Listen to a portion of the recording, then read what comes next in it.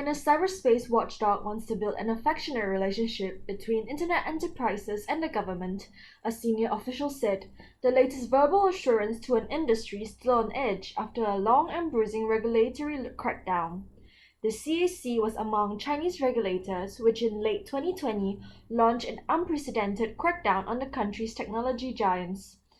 The campaign upended long-held industry practices, set new rules on how the companies should do business, and also roiled markets, shaving billions of US dollars in market value of the firms.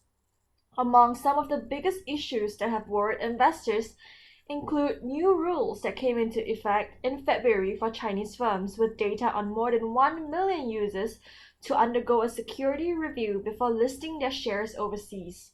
The agency claims they remain supportive of domestic firms seeking overseas listings and that the review was to ensure that there was no data involved that could be abused by foreign governments.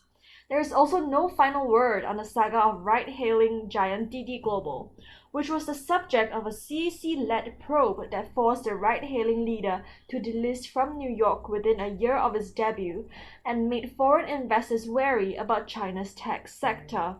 While Didi was fined US $1.2 billion last month for violating data security rules, it is not clear whether or when its apps will be allowed to return to app stores, or whether or when it can resume new user registrations.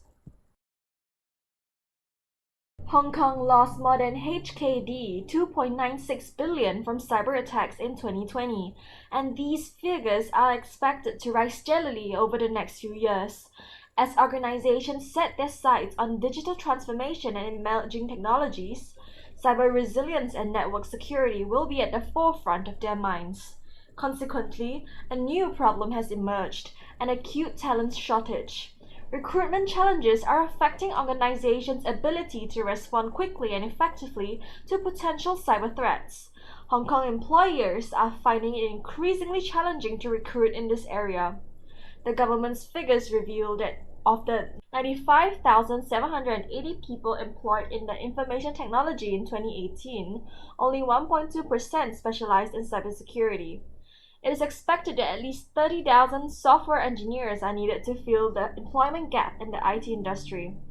A lack of cyber talent is not a challenge unique to Hong Kong.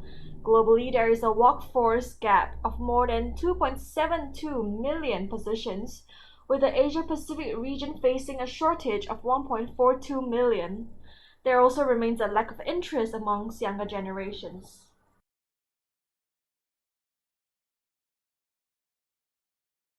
Cybersecurity continues to be top concern in Malaysia, and encouragingly, more Malaysians are aware of avoiding fake websites or affected links.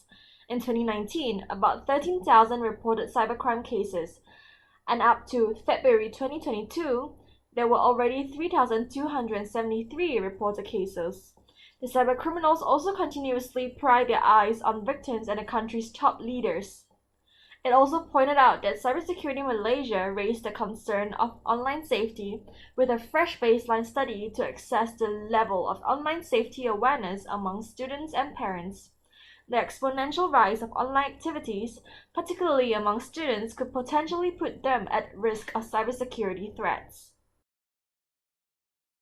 As cyber attacks become more sophisticated and security solutions require more resources to analyze a huge amount of data, many organizations need advanced security services that deal with this growing complexity in real time.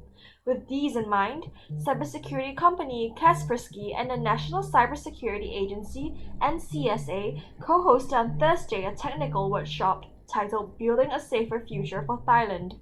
The session aimed to raise awareness, building knowledge assets for the local cybersecurity workforce, and share how to use threat intelligence technologies in building the country's defense capabilities.